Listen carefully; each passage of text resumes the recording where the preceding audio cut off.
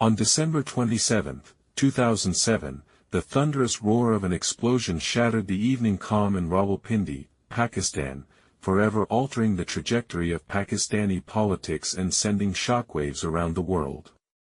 Benazir Bhutto, the charismatic former prime minister who had just addressed a political rally, lay dead in her armored vehicle, victim of one of the most significant political assassinations of the 21st century.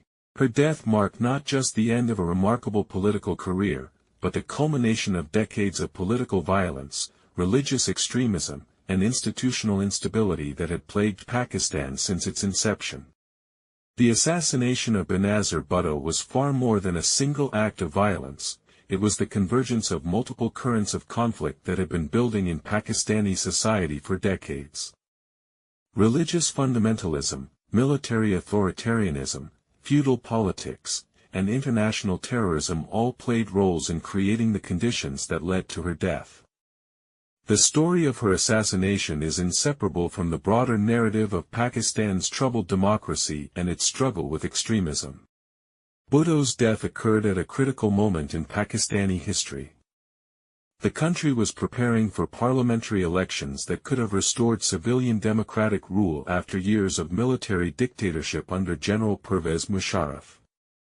Her Pakistan People's Party, PPP, was positioned to potentially win these elections, which would have made her prime minister for a third time.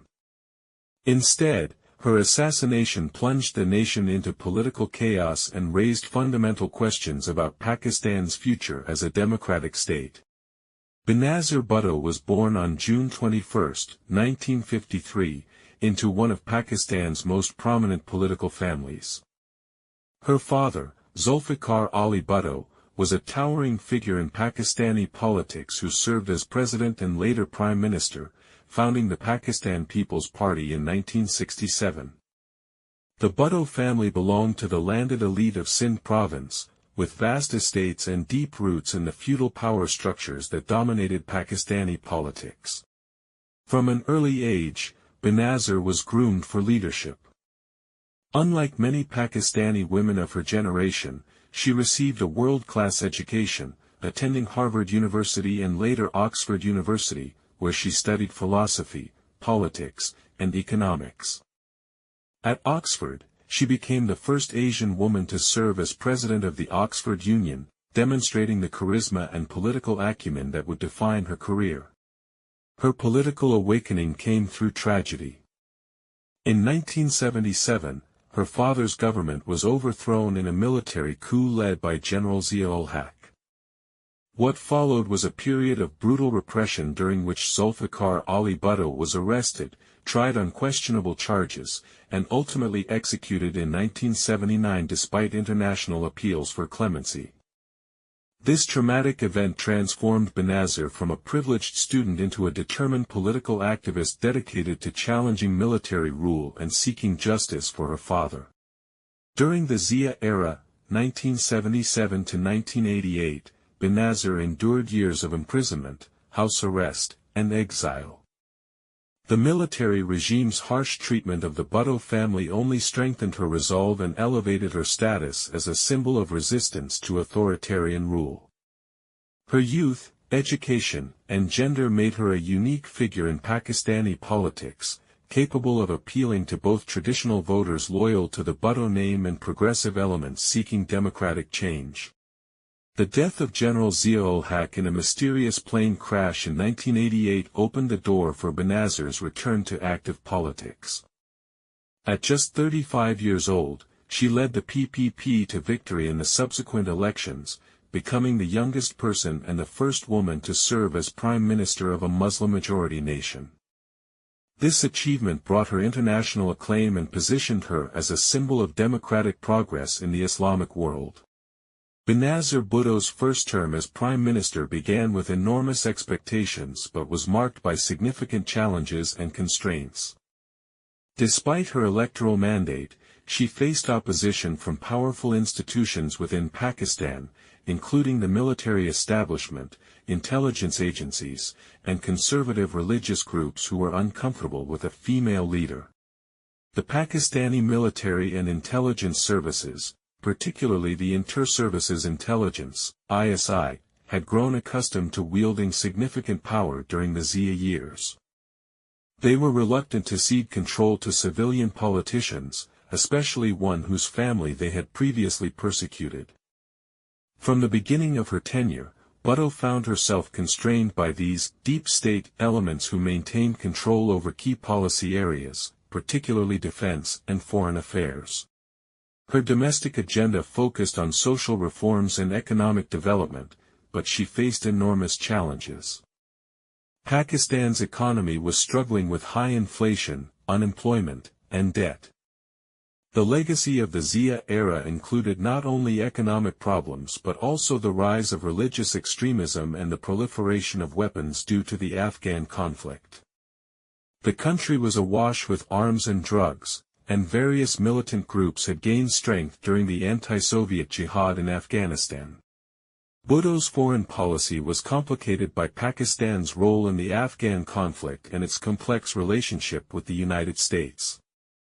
While she sought to normalize relations with India and pursue a more moderate foreign policy, she found herself constrained by military and intelligence agencies that had their own agenda, particularly regarding Afghanistan and Kashmir.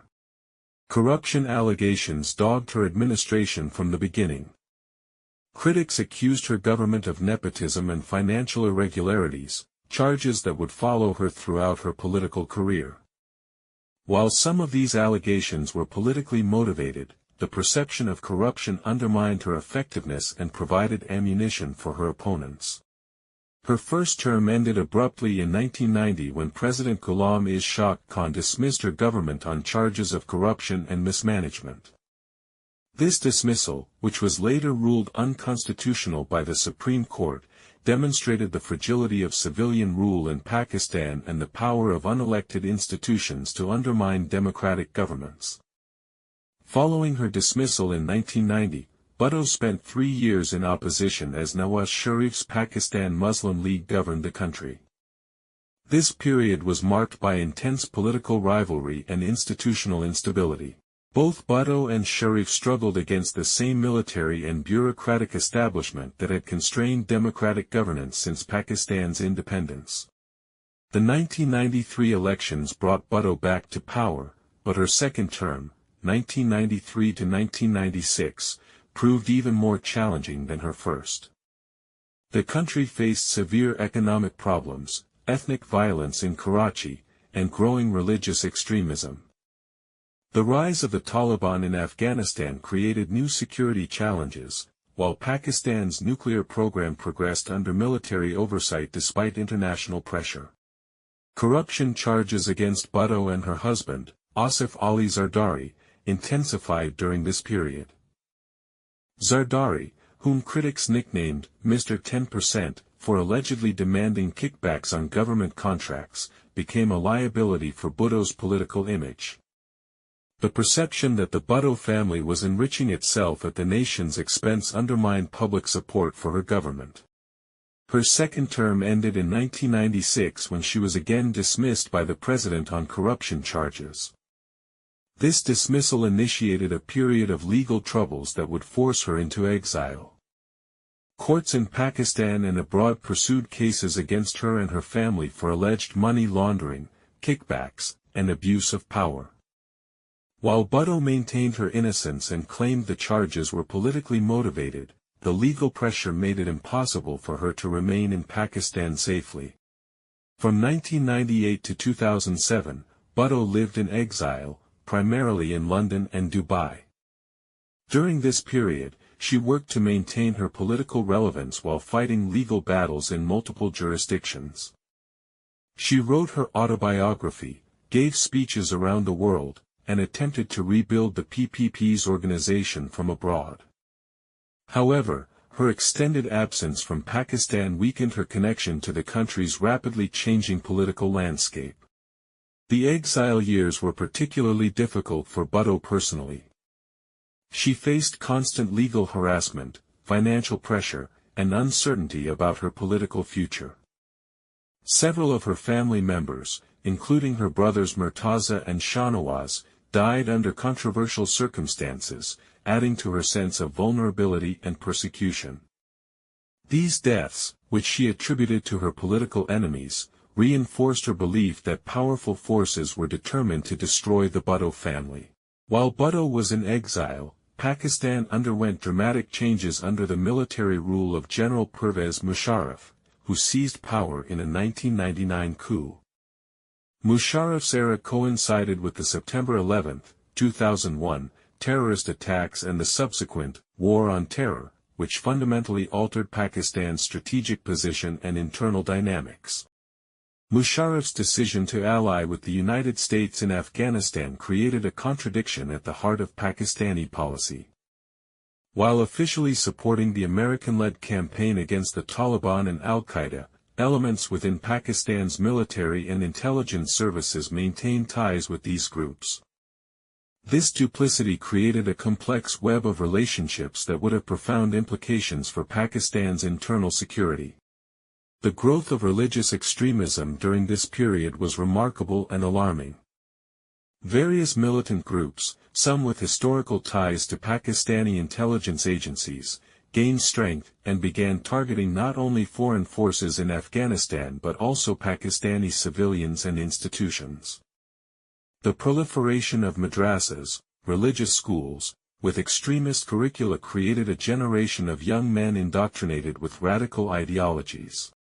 Sectarian violence between Sunni and Shia Muslims intensified, while attacks on minorities, women's rights activists, and moderate politicians became more frequent. The Pakistani Taliban, distinct from but allied with the Afghan Taliban, emerged as a major threat to internal stability.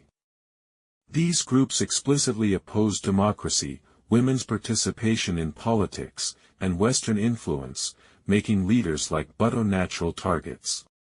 The influence of al-Qaeda in Pakistan also grew during this period.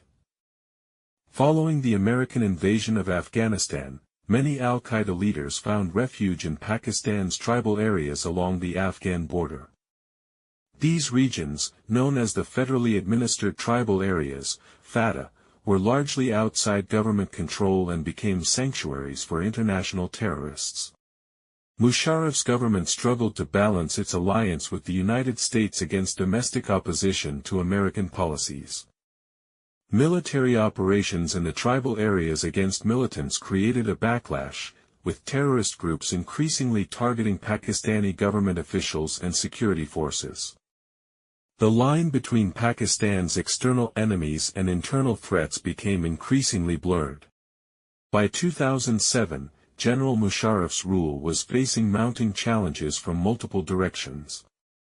His decision to dismiss Chief Justice Iftikhar Muhammad Chaudhry in March 2007 sparked a massive lawyers' movement that evolved into a broader campaign for the restoration of civilian rule and judicial independence. The crisis exposed the unpopularity of military rule and created an opportunity for exiled political leaders to return. The lawyers' movement represented a new kind of political activism in Pakistan, driven by urban middle-class professionals rather than traditional feudal politicians or military leaders. The movement's demands for judicial independence and constitutional governance resonated with broad segments of Pakistani society who were tired of military rule and its associated problems. Musharraf's position was further weakened by the Red Mosque, Lal Masjid, crisis in July 2007. The mosque in Islamabad had been occupied by radical clerics and their followers who were demanding the implementation of strict Islamic law. After negotiations failed, Musharraf ordered a military assault on the mosque that resulted in over 100 deaths. While the operation was tactically successful, it created a backlash among religious conservatives and further destabilized his government. Facing mounting pressure, Musharraf began exploring options for a power-sharing arrangement that might allow him to remain as president while permitting the return of civilian politicians. This opened the door for negotiations with exiled leaders, including Benazir Bhutto, who commanded significant popular support despite her years abroad. The United States and other Western powers also pressed Musharraf to democratize, viewing civilian rule as potentially more stable and legitimate than continued military dictatorship. American officials saw Bhutto as a potential partner in the fight against terrorism, believing that a democratically elected government would have greater legitimacy in pursuing counter-terrorism operations. Throughout 2007, secret negotiations took place between representatives of Musharraf's government and Benazir Bhutto's team regarding the terms of her return to Pakistan. These talks were facilitated by American and British officials who saw a Musharraf-Bhutto power-sharing arrangement as the best hope for Pakistani stability. The negotiations centered on two key issues: legal immunity for Bhutto regarding the corruption charges against her, and Musharraf's future as president. Bhutto demanded that the National Reconciliation Ordinance, NRO, be enacted to provide amnesty for political leaders facing corruption charges. In return, she was willing to accept Musharraf's continuation as president, at least initially. The National Reconciliation Ordinance, promulgated in October 2007, provided amnesty for politicians accused of corruption, benefiting not only Bhutto but also other political leaders. Critics denounced it as a corrupt bargain that allowed politicians to escape accountability, but it was essential for enabling Bhutto's return to active politics. These negotiations revealed the complex calculations behind Pakistani politics. Bhutto, despite her democratic credentials, was willing to work with a military dictator if it meant regaining power. Musharraf, facing mounting pressure, was prepared to share power with politicians he had previously persecuted. The arrangement satisfied neither democratic purists nor military hardliners, but it offered a potential path forward for a country in crisis. International support for Bhutto's return was crucial to the negotiations. American officials, including Secretary of State Condoleezza Rice, actively promoted the power-sharing deal as a way to stabilize Pakistan and strengthen the anti-terrorism alliance. This international backing gave Bhutto additional leverage and protection, though it also made her a target for anti-American extremists. The agreement reached in late 2007 called for Bhutto's return to Pakistan, the lifting of corruption charges against her, and her participation in parliamentary elections scheduled for early 2008. In return, she would not challenge Musharraf's re-election as president and would support a continuation of Pakistan's alliance with the United States in the war on terror. On October 18, 2007, after nearly 9 years in exile, Benazir Bhutto returned to Pakistan amid unprecedented security arrangements and massive public enthusiasm. Her arrival in Karachi was marked by one of the largest political rallies in Pakistani history, with hundreds of thousands of supporters lining the route from the airport to her destination. The scenes of her homecoming were remarkable. Despite the years of exile and the controversies surrounding her previous governments, Bhutto's return demonstrated her enduring popularity, particularly among the poor and marginalized communities who formed the core of the PPP's support base. Women, minorities, and young people were especially prominent in the crowds welcoming her back. However, the celebration was short-lived. As Bhutto's convoy made its way through Karachi in the evening, 2 powerful bombs exploded near her specially protected truck, killing at least 140 people and injuring hundreds more. The blasts turned a joyous homecoming into a scene of carnage and chaos, with body parts scattered across the street and the wounded crying for help. Miraculously, Bhutto herself survived the attack. She had gone inside her armored truck just minutes before the explosions occurred, a decision that saved her life but cost many of her supporters theirs. The attack was a stark reminder of the threats she faced and the determination of her enemies to prevent her return to power. The Karachi bombing bore the hallmarks of sophisticated terrorist planning. The attackers had detailed knowledge of the convoy's route and timing, suggesting either inside information or extensive surveillance. The use of suicide bombers and the scale of the destruction indicated the involvement of well-trained and well-equipped terrorist organizations. In the aftermath of the attack, Bhutto blamed the bombing on forces that want to stop Pakistan's progress toward democracy. While she did not explicitly name the perpetrators, her statement suggested she believed elements within the security establishment or their extremist allies were responsible. She criticized the inadequate security arrangements and demanded a thorough investigation. The October attack fundamentally changed the dynamics of Bhutto's return. What had been conceived as a gradual re-entry into Pakistani politics became a high-stakes battle for survival. The bombing demonstrated that powerful forces were willing to use extreme violence to prevent her political comeback, raising the stakes for all involved. Following the Karachi attack, Bhutto's security became a paramount concern for her family, supporters, and international allies. The scale and sophistication of the bombing indicated that she faced threats from highly capable terrorist organizations with extensive resources and planning capabilities. Intelligence reports suggested that multiple groups had issued threats against Bhutto. These included Al-Qaeda, the Pakistani Taliban, and various sectarian militant organizations. Some of these groups opposed her because of her secular politics and support for women's rights, while others targeted her due to her alliance with the United States and support for counterterrorism operations. Bhutto herself identified several potential sources of threats in a letter she wrote to Musharraf shortly before her death. She mentioned specific individuals within the security establishment whom she believed posed a danger to her safety. This letter, which was revealed after her assassination, suggested that she was aware of the risks she faced and had tried to alert the government to specific threats. The Pakistani government's response to these security concerns was inadequate and inconsistent. While some security measures were provided, Bhutto repeatedly complained that the level of protection was insufficient given the magnitude of the threats against her. She particularly criticized the government for failing to provide her with the electronic jammers that could prevent remote-controlled bomb attacks. International concerns about Bhutto's safety were also growing. American and British officials pressed the Pakistani government to provide adequate security, recognizing that her assassination could destabilize the country and undermine the planned transition to democracy. However, their influence over Pakistani security arrangements was limited. The security challenges were complicated by Bhutto's own political needs.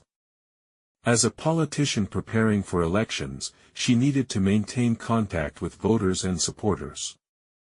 This required public appearances, rallies, and processions that inevitably created security vulnerabilities.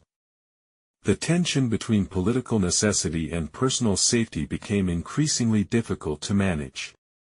Despite the obvious dangers, Bhutto continued with her political activities. She held rallies, gave interviews, and campaigned actively for the upcoming elections. Her courage in the face of death threats enhanced her political standing but also increased her vulnerability to attack. Each public appearance was a calculated risk that could prove fatal. The final weeks of Benazir Bhutto's life were marked by intensive political campaigning and growing security concerns. Despite the October attack and ongoing threats, she threw herself into preparations for the parliamentary election scheduled for January 2008. Believing that electoral success would provide her with the mandate and security she needed to survive. Her campaign focused on themes of democracy, economic development, and the fight against extremism. She positioned herself as the candidate of change, promising to restore civilian rule, combat terrorism, and improve the lives of ordinary Pakistanis. Her message resonated particularly strongly with women, young people, and minorities who saw her as their champion against conservative forces. The PPP's campaign was complicated by the party's internal dynamics and the legacy of Bhutto's previous governments. While she retained significant popular support, critics raised questions about corruption, dynastic politics, and her willingness to make deals with military rulers.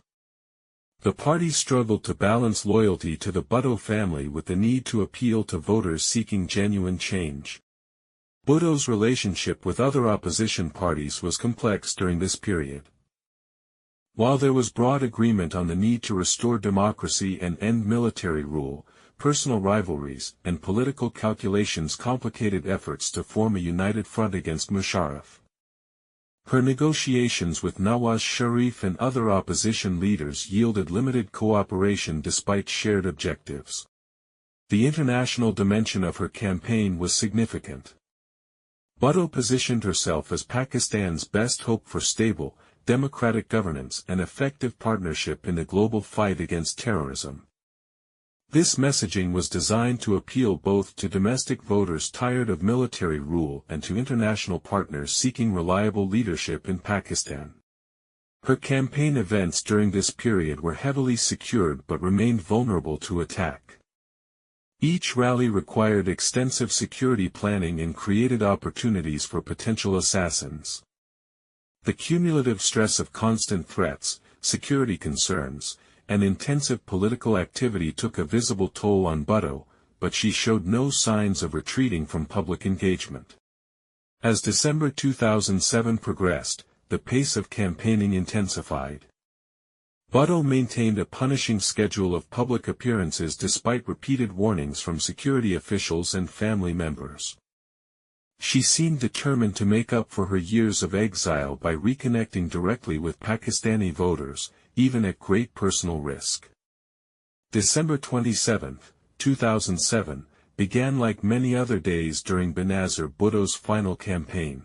She had a full schedule of political activities, culminating in a major rally at Liaquat Bagh, Liaquat Garden, in Rawalpindi, a venue with deep historical significance for the PPP and Pakistani politics more broadly. The choice of Rawalpindi for the rally was symbolically important but also created additional security challenges. The city was home to the Pakistani military's headquarters and had a strong security establishment presence. However, it was also a PPP stronghold where Bhutto could expect enthusiastic support from her followers. Throughout the day, Bhutto maintained her usual routine of meetings, interviews, and preparation for the evening rally. Those who met with her described her as being in good spirits and optimistic about the upcoming elections. She seemed energized by the campaign and confident about her political prospects despite the ongoing security concerns. The rally at Liaquat Bagh drew thousands of enthusiastic supporters who had waited for hours to see their leader.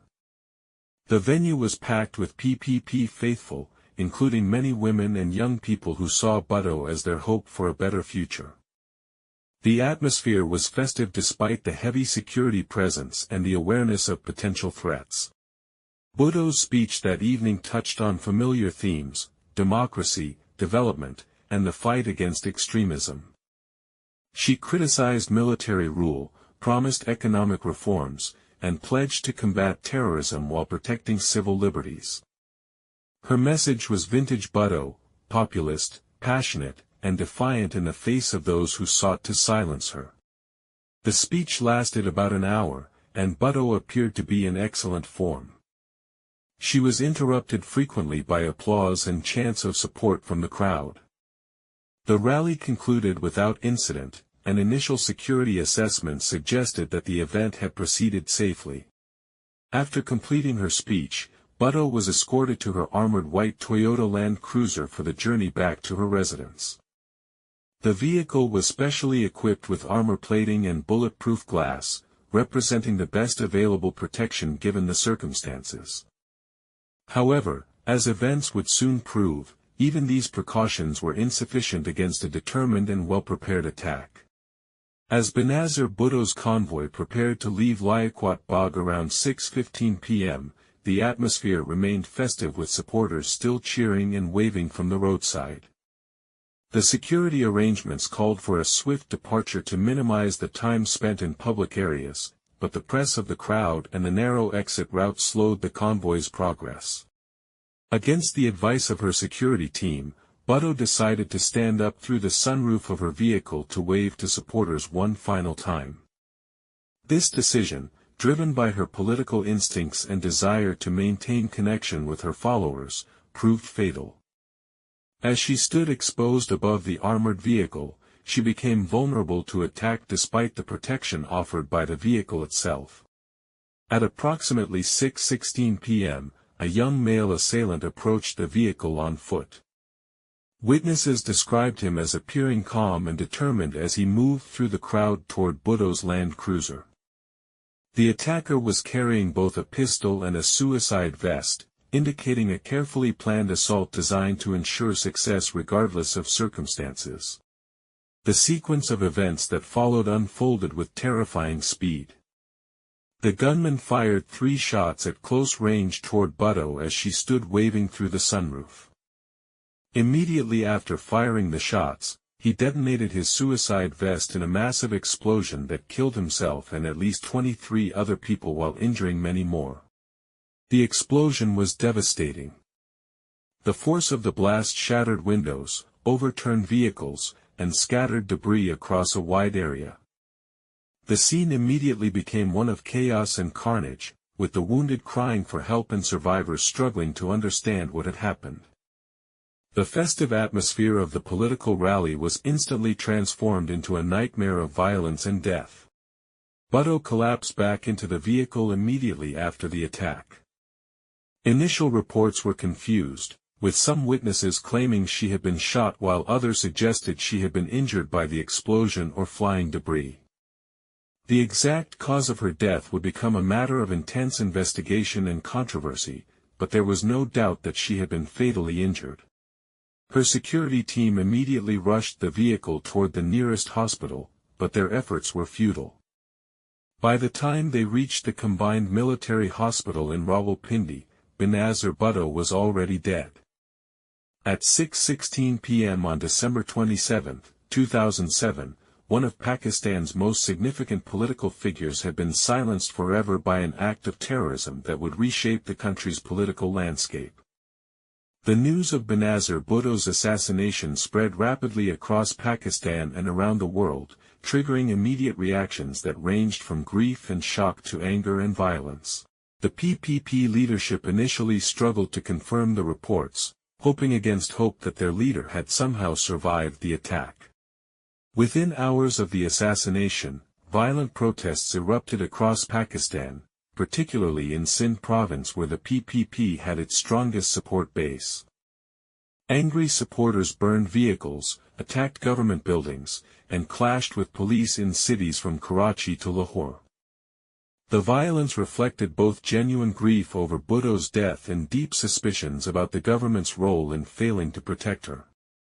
The immediate response from the Musharraf government appeared defensive and poorly coordinated. Rather than expressing sympathy for the loss of a major political figure, officials seemed more concerned with deflecting blame for the security failures that had made the assassination possible. This response further inflamed public anger and reinforced suspicions of government complicity. International reactions were swift and condemnatory. World leaders from across the political spectrum denounced the assassination and called for those responsible to be brought to justice. The United Nations Security Council condemned the attack, while the United States and European Union expressed concerns about Pakistan's stability and democratic prospects. The immediate investigation of the crime scene was chaotic and inadequate. Within hours of the attack, authorities had hosed down the area, destroying crucial forensic evidence that might have helped identify the perpetrators and their methods. This destruction of evidence was either gross incompetence or deliberate obstruction of justice, and it would complicate all subsequent investigations. Media coverage of the assassination was extensive but initially confused.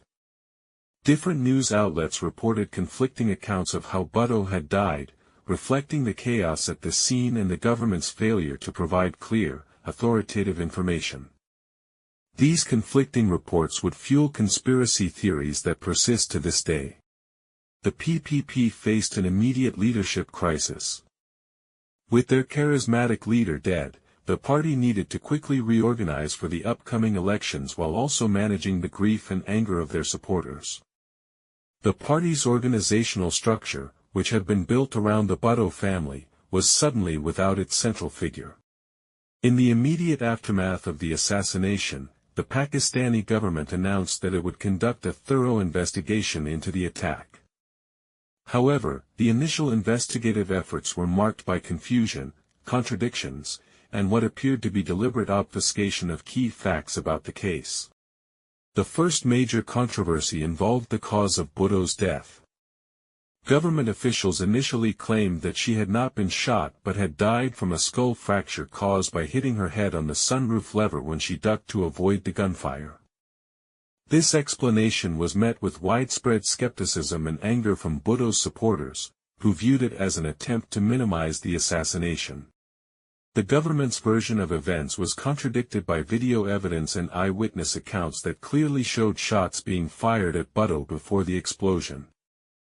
Medical experts also questioned the official account, noting that the injuries described were inconsistent with the government's explanation.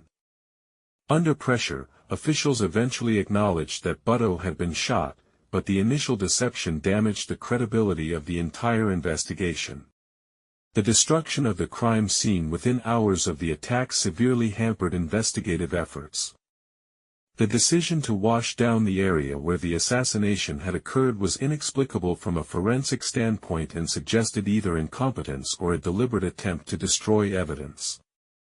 This action by local authorities became a major point of criticism for international investigators.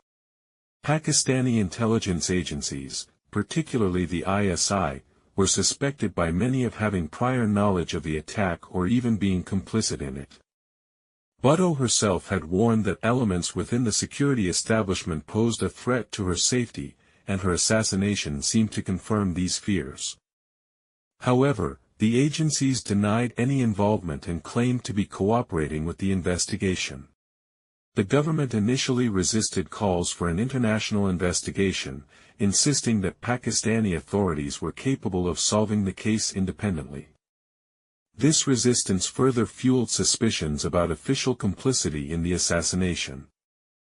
Eventually, under pressure from Bhutto's family and the international community, the government agreed to accept assistance from foreign investigators. The early investigative efforts were also hampered by the ongoing violence and instability that followed the assassination.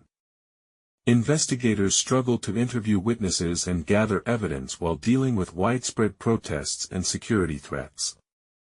The chaotic environment made it difficult to pursue leads and reconstruct the events of December 27, 2007. In January 2008, under intense international pressure and facing credibility problems with its own investigation, the Pakistani government formally requested assistance from Scotland Yard, Britain's elite detective service. This request marked an acknowledgement that the Pakistani authorities either could not or would not conduct a credible investigation on their own. The Scotland Yard team, led by experienced counter-terrorism investigators, arrived in Pakistan with a mandate to determine the cause of Bhutto's death and to assess the circumstances surrounding the assassination. However, their investigation was limited in scope and faced significant constraints from the Pakistani authorities. The British investigators had access to medical records, video footage, and witness statements, but they were not empowered to pursue leads about who had ordered the assassination or to investigate the broader conspiracy behind the attack. Their mandate was narrowly focused on the technical aspects of how Bhutto had died, not on identifying the perpetrators or their motives. After several weeks of investigation, Scotland Yard concluded that Bhutto had indeed died from gunshot wounds, contradicting the initial Pakistani government account. The investigators determined that she had been shot in the neck and head before the explosion occurred, settling the controversy about the cause of death but leaving many other questions unanswered. The Scotland Yard report, while technically competent within its limited scope, was criticized for failing to address the broader questions surrounding the assassination. The investigators acknowledged that they had been prevented from pursuing certain lines of inquiry and that their ability to reach definitive conclusions was limited by the constraints placed on their work. The British investigation did identify some technical aspects of the attack that had not been previously established. They confirmed that the assassination involved both gunfire and a suicide bombing, and they provided detailed analysis of the video evidence from the scene. However, these findings did not address the fundamental questions about who had planned and ordered the attack. The limitations of the Scotland Yard investigation highlighted the challenges of conducting credible criminal investigations in politically sensitive cases where powerful interests may have a stake in preventing the truth from emerging. While the British investigators brought technical expertise and international credibility to the case, they could not overcome the fundamental obstacles created by Pakistani political dynamics. Recognizing the limitations of previous investigative efforts and responding to continued international pressure, the Pakistani government in 2009 agreed to establish a United Nations Commission of Inquiry to investigate the assassination of Benazir Bhutto. This commission represented the most comprehensive international effort to uncover the truth about the assassination. The UN Commission, led by Chilean prosecutor Geraldo Muñoz and including investigators from several countries, was given a broader mandate than previous investigations. They were tasked not only with examining the circumstances of the assassination but also with investigating the context in which it occurred and the adequacy of the security arrangements that were supposed to protect Bhutto. The Commission's investigation lasted nearly a year and involved interviews with over 250 people, including government officials, security personnel, witnesses, and members of Bhutto's family and political party. The investigators also examined thousands of documents and analyzed extensive video and photographic evidence from the scene of the assassination. The UN Commission's final report, published in April 2010, was highly critical of the Pakistani authorities' handling of the case. The report concluded that the assassination could have been prevented if adequate security measures had been in place and that the subsequent investigation had been deliberately undermined by the destruction of evidence and the failure to pursue obvious leads. The Commission found that Pakistani security agencies had failed to adequately assess the threats against Bhutto and had not provided her with appropriate protection despite clear intelligence indicating that she was at risk. The report noted that requests for enhanced security measures, including electronic jammers that could have prevented the remote detonation of bombs, had been ignored or denied. Perhaps most significantly, the UN report concluded that the assassination was the result of a complex conspiracy that extended well beyond the individual suicide bomber who carried out the attack. The Commission found evidence of a sophisticated network that had planned and executed the operation, but noted that Pakistani authorities had shown little interest in investigating this broader conspiracy. The report also harshly criticized the Pakistani government's investigation efforts, concluding that evidence had been deliberately destroyed and that there had been a systematic attempt to cover up the truth about the assassination. The Commission found that high-level officials had interfered with the investigation and had prevented witnesses from coming forward. Following the UN Commission's report and mounting pressure for accountability, Pakistani authorities finally began serious legal proceedings related to Bhutto's assassination in 2010. However, the legal process was marked by the same problems that had plagued earlier investigative efforts: political interference, security threats, and institutional weakness. The primary case focused on 5 men accused of direct involvement in the assassination plot. These included Rafiqat Hussain, Husnan Gul, Shir Zaman, Abdul Rashid, and Aitzaz Shah, all of whom were alleged to be members of the Pakistani Taliban. The prosecution claimed that these men had provided logistical support, conducted surveillance, and facilitated the suicide bombing. The trial proceedings were conducted under heavy security at an anti-terrorism court in Rawalpindi, the same city where Bhutto had been killed. The proceedings were frequently disrupted by security threats, and several participants required special protection due to fears of retaliation by terrorist groups. The prosecution's case relied heavily on confessions that the defendants claimed had been obtained through torture. Defense lawyers argued that their clients had been scapegoated and that the real perpetrators of the assassination remained at large. They pointed to the UN Commission's findings about a broader conspiracy as evidence that the prosecution was focusing on low-level operatives while ignoring the masterminds. One of the most significant aspects of the legal proceedings was the parallel case against former President Pervez Musharraf. In 2013, Musharraf was formally charged with murder, conspiracy, and negligence in connection with Bhutto's assassination. The charges were based on allegations that he had failed to provide adequate security and had been complicit in the plot to kill her. The case against Musharraf was particularly significant because it represented the first time in Pakistani history that a former military ruler had been charged in connection with a political assassination. However, the proceedings were repeatedly delayed due to Musharraf's legal challenges and his eventual departure from Pakistan, making it unlikely that he would face trial. The trials revealed the deep institutional weaknesses that had plagued Pakistan's judicial system for decades. Judges faced death threats, witnesses were intimidated or killed, and evidence continued to disappear.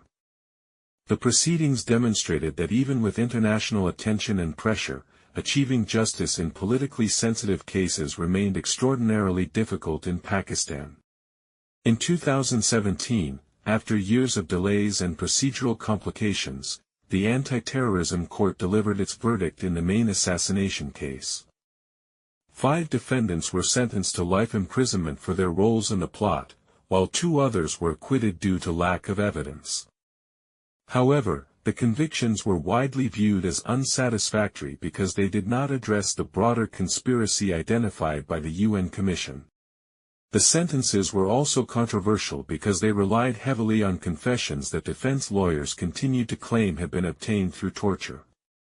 Human rights organizations expressed concern about the quality of the legal proceedings and questioned whether the defendants had received fair trials under Pakistan's anti-terrorism laws.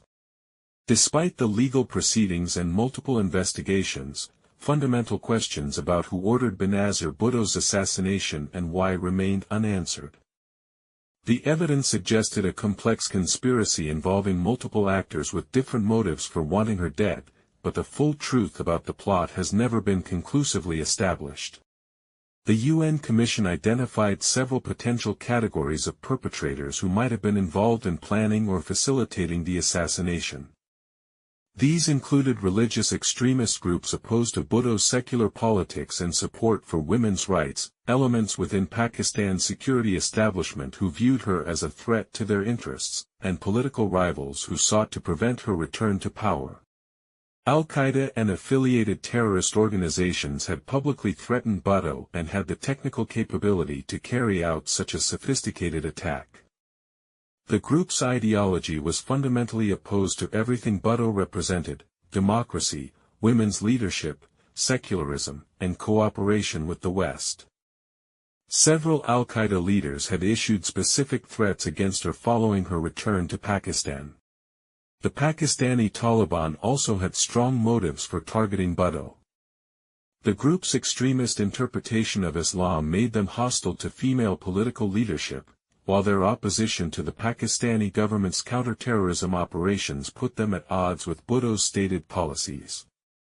The Taliban had demonstrated their willingness to use suicide bombings against political targets and had the organizational capacity to plan complex attacks. However, the sophistication of the assassination and the security failures that made it possible suggested the involvement of actors with access to intelligence about Bhutto's movements and security arrangements. This pointed to potential complicity by elements within Pakistan's security establishment, though direct evidence of such involvement remained elusive. The deep state theory gained credibility from Bhutto's own warnings about threats from within the security establishment. In her letter to Musharraf and in various interviews, she had specifically identified individuals whom she believed posed a danger to her safety. Her assassination seemed to confirm these fears and suggested that powerful interests had a stake in preventing her return to power. The investigation also revealed the role of various intermediaries and facilitators who may have provided logistical support for the assassination without being direct participants in the plot. These included individuals who provided safe houses, transportation, weapons, and intelligence to the actual perpetrators. The complex network required to carry out such an operation indicated extensive planning and resources. The assassination of Benazir Bhutto had immediate and profound consequences for Pakistan's political landscape. The planned January 2008 parliamentary elections were postponed, and the entire democratic transition process was thrown into uncertainty. The PPP faced the challenge of continuing their campaign while mourning their leader and reorganizing their party structure. In the immediate aftermath of the assassination, Bhutto's 19-year-old son Bilawal was named as the ceremonial chairman of the PPP, while her widower Asif Ali Zardari took effective control of the party's operations. This arrangement continued the dynastic tradition that had long characterized Pakistani politics while ensuring continuity in the party's leadership during a critical period. The delayed elections, finally held in February 2008, resulted in a strong showing for the PPP despite the loss of their leader. The party's campaign was transformed into a tribute to Bhutto's memory, with the slogan, "Benazir's Last Wish," becoming a rallying cry for supporters. The sympathy vote generated by her assassination helped the party achieve better results than many had predicted. The electoral success of the PPP in 2008 led to the formation of a coalition government with other opposition parties, effectively ending Musharraf's presidency and restoring civilian rule to Pakistan. However, the government faced enormous challenges, including economic crisis, terrorism, and the ongoing instability that had been exacerbated by Bhutto's assassination. Asif Ali Zardari's rise to the presidency as Bhutto's political heir was controversial due to his reputation for corruption and his lack of his late wife's charisma and political skills. Critics argued that he had inherited power through tragedy rather than earning it through political accomplishment, and his presidency was marked by constant challenges to his legitimacy and effectiveness. The assassination also had broader implications for Pakistan's relationship with international partners, particularly the United States. American officials had invested considerable effort in facilitating Bhutto's return and had viewed her as a key partner in the fight against terrorism. Her death eliminated a potential ally and raised questions about Pakistan's stability and reliability as a partner. The failure to achieve justice for Bhutto's assassination also had long-term consequences for Pakistan's political culture. The impunity enjoyed by the masterminds of the plot sent a message that political violence could succeed and that powerful interests could escape accountability even for the most serious crimes. This undermined faith in democratic institutions and the rule of law. Benazir Bhutto's assassination reverberated far beyond Pakistan's borders, affecting regional stability and global counterterrorism efforts. As a prominent Muslim woman leader who had championed democratic values and opposed extremism, her death was seen as a significant loss for moderate forces throughout the Islamic world.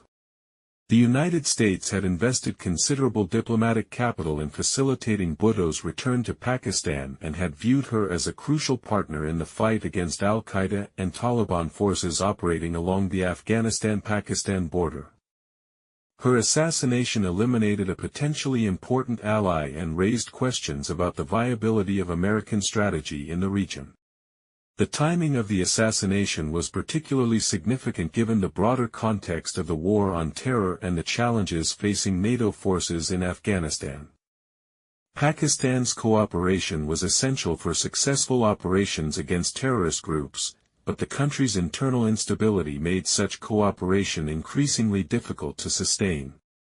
European allies of the United States also expressed concern about the implications of Bhutto's death for regional stability and democratic development. The assassination was seen as evidence of the growing power of extremist forces in Pakistan and the weakness of democratic institutions in the face of terrorist threats. The assassination also had implications for India-Pakistan relations, which had shown some signs of improvement during the period leading up to Bhutto's return. Her death contributed to increased tensions and suspicions between the two nuclear-armed neighbors, as each side worried about the other's response to Pakistan's internal instability. China, Pakistan's most important ally, expressed concern about the assassination's impact on regional stability and economic development. Chinese investments in Pakistan were substantial, and the country's instability threatened important infrastructure projects and trade relationships that were crucial to both nations. The broader Muslim world reacted with shock and condemnation to Bhutto's assassination. She had been seen as a symbol of progressive Islam and women's empowerment, and her death was viewed as a victory for extremist forces opposed to moderation and democratic development. International organizations, including the United Nations, the European Union, and the Commonwealth, condemned the assassination and called for those responsible to be brought to justice. However, their ability to influence events in Pakistan was limited, and their statements largely served to highlight the international community's concern rather than to produce concrete results. The assassination of Benazir Bhutto generated extensive media coverage worldwide, reflecting both her international prominence and the broader significance of her death for regional and global politics. However, the quality and accuracy of this coverage varied significantly, with some outlets providing thoughtful analysis while others sensationalized the story or perpetuated misconceptions. International media generally portrayed Bhutto as a champion of democracy and women's rights who had been killed by extremist forces opposed to progress and moderation. This narrative, while containing elements of truth, sometimes oversimplified the complex realities of Pakistani politics and Bhutto's own controversial legacy. The coverage also reflected broader Western assumptions about Islam, democracy, and women's roles in Muslim societies. Bhutto was often portrayed as an exceptional figure who had transcended the limitations supposedly imposed by her cultural and religious background, a framing that both celebrated her achievements and reinforced stereotypes about Muslim women. Pakistani media coverage was more complex and reflected the deep political divisions within the country. PPP-aligned outlets portrayed Bhutto as a martyr for democracy, while media sympathetic to her opponents focused more critically on her record of governance and the controversies that had marked her career. Social media, while less developed in 2007 than it would later become, played an important role in shaping public perceptions of the assassination. Video footage of the attack spread rapidly online, and discussions on forums and early social networking sites helped to fuel conspiracy theories and alternative narratives about the events. The visual images from the assassination, the burning vehicles, the chaos at the scene, and the grief of Bhutto's supporters, became iconic representations of political violence and terrorism. These images were reproduced countless times in documentaries, books, and articles about the case, helping to cement its place in public memory. Documentaries and books about Bhutto's life and assassination began appearing within months of her death, reflecting intense public interest in her story. These works varied in quality and perspective, with some providing thoughtful analysis while others exploited the sensational aspects of her death for commercial purposes.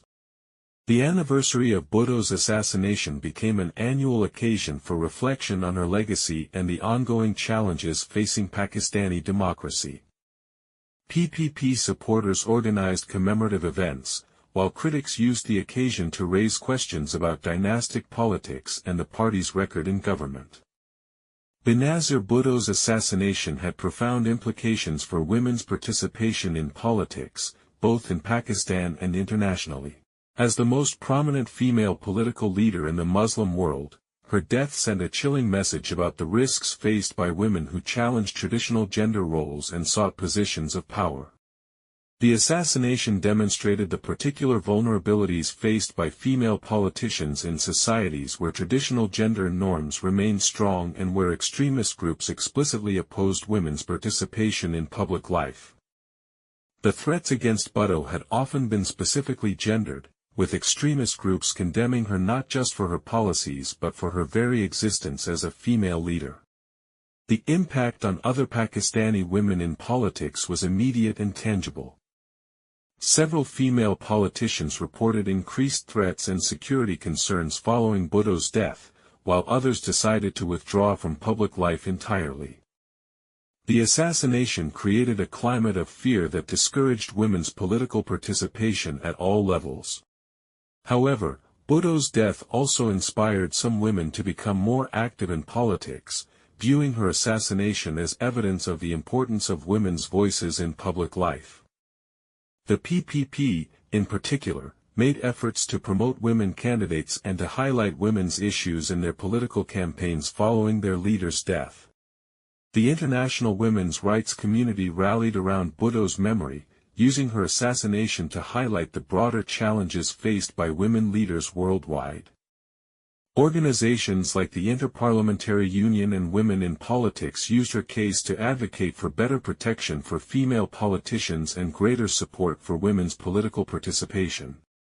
The assassination also became a symbol of the broader struggle between progressive and conservative forces in the Muslim world. Bhutto's supporters portrayed her death as evidence of extremists' hostility to women's empowerment, while using her legacy to argue for continued efforts to promote gender equality. Educational institutions around the world began incorporating Bhutto's story into curricula on women's leadership, political violence, and democratic development. Her life and death became a case study for understanding the intersection of gender, politics, and violence in developing democracies. The Benazir Bhutto Scholarship Program, established by various organizations after her death, aimed to support the education of young women in Pakistan and other developing countries. These initiatives reflected efforts to honor her memory by promoting the kind of educational opportunities that had enabled her own political career. The assassination of Benazir Bhutto exposed fundamental weaknesses in Pakistan's democratic institutions that continued to plague the country long after her death. The failure to provide adequate security, conduct credible investigations, and achieve justice revealed deep-seated problems that extended far beyond a single case. The security failures that enabled the assassination highlighted the inability of Pakistani institutions to protect even the most prominent political figures from terrorist attacks. This inadequacy reflected broader problems with intelligence gathering, threat assessment, and security coordination that made the country vulnerable to various forms of political violence.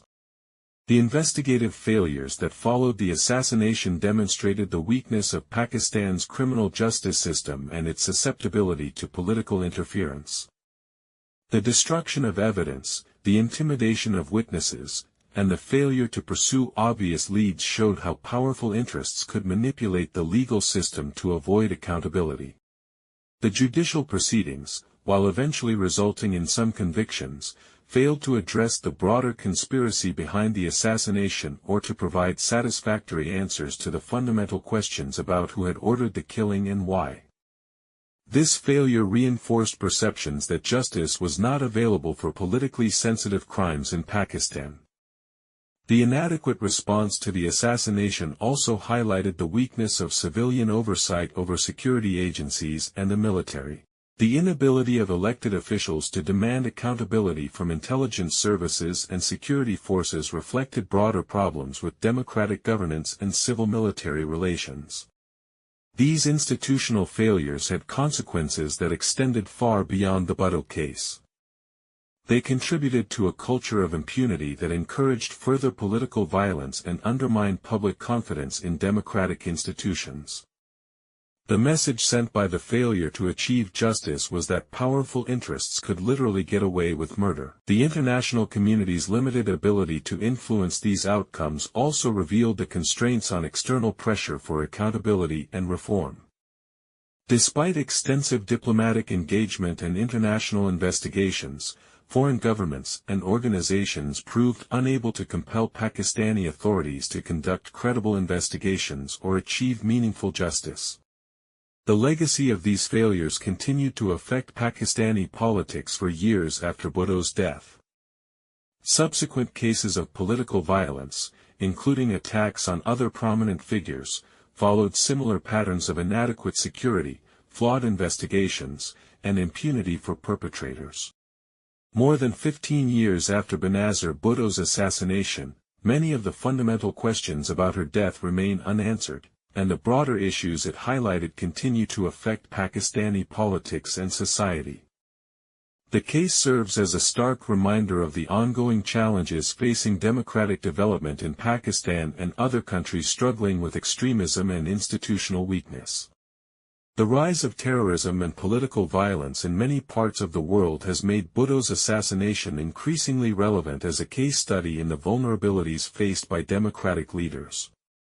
Her death anticipated many of the challenges that would later affect politicians in other countries dealing with extremist threats and institutional failures.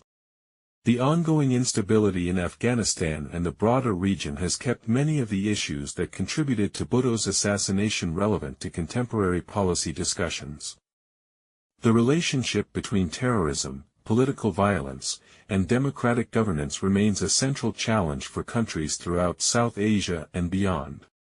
The failure to achieve complete justice for Bhutto's assassination continues to affect Pakistani politics, with her party and family regularly raising the case as evidence of systemic problems with accountability and the rule of law. The PPP has used her martyrdom as a central element of their political identity and as justification for their continued role in Pakistani politics. New evidence and revelations continue to emerge periodically about the circumstances surrounding the assassination, keeping the case in public attention and raising hopes that additional truth might eventually be uncovered. However, the passage of time has made it increasingly difficult to pursue new leads or to hold additional perpetrators accountable. The case has also become relevant to contemporary discussions about the protection of political figures and the security challenges faced by democratic systems in dealing with terrorist threats.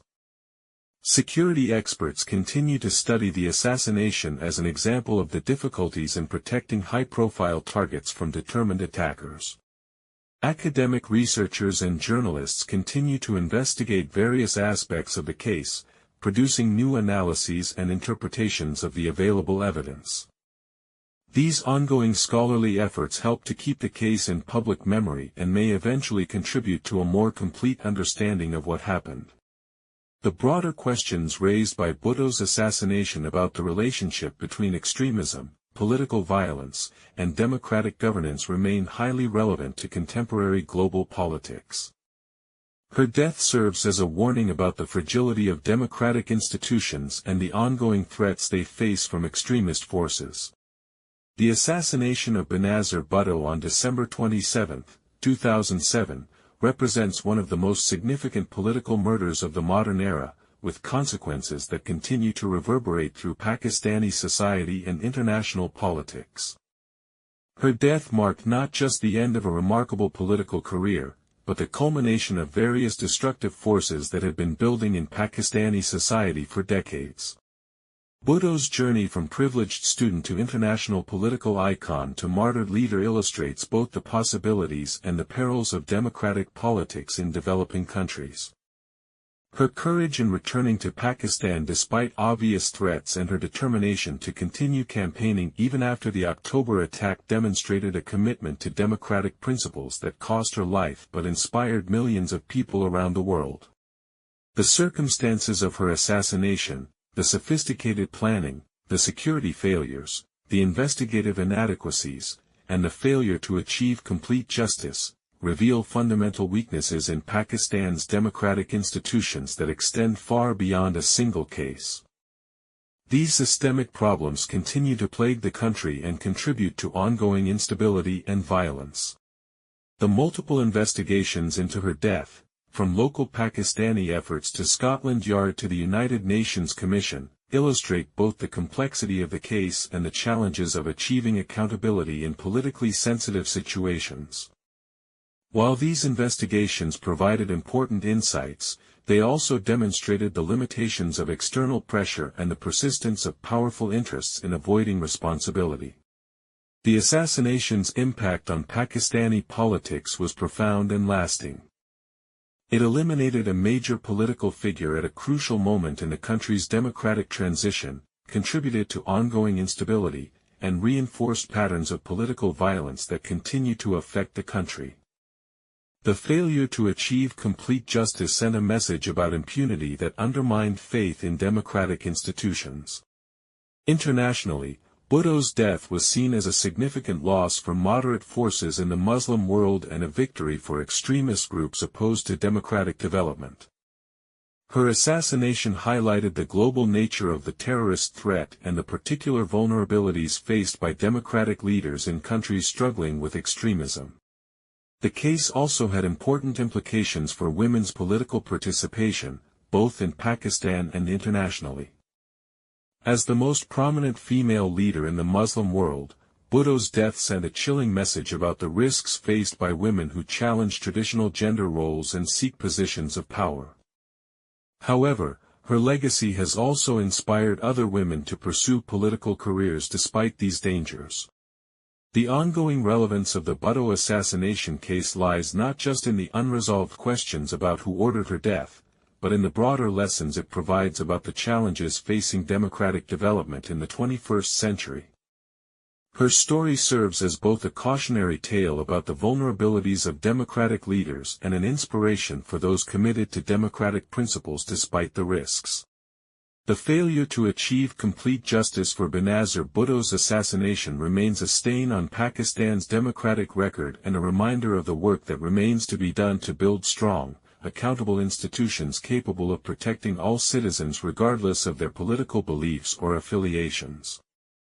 Her death stands as a challenge to current and future generations to complete the work of building the democratic, peaceful Pakistan that she died trying to create. As Pakistan continues to struggle with terrorism, political instability, and institutional weakness, the memory of Benazir Bhutto serves as both a reminder of what has been lost and an inspiration for what might still be achieved. Her assassination was a tragedy not just for her family and supporters, but for all those who believe in the possibility of democratic progress in the face of extremism and violence. The ultimate measure of justice for Benazir Bhutto may not lie in legal proceedings or criminal convictions, but in the eventual success of the democratic ideals she championed. If Pakistan can eventually build the stable, prosperous, and democratic society she envisioned, her death will not have been in vain. Until then, her assassination remains an open wound in Pakistani society and a reminder of the ongoing struggle between the forces of democracy and extremism that continues to shape the country's destiny.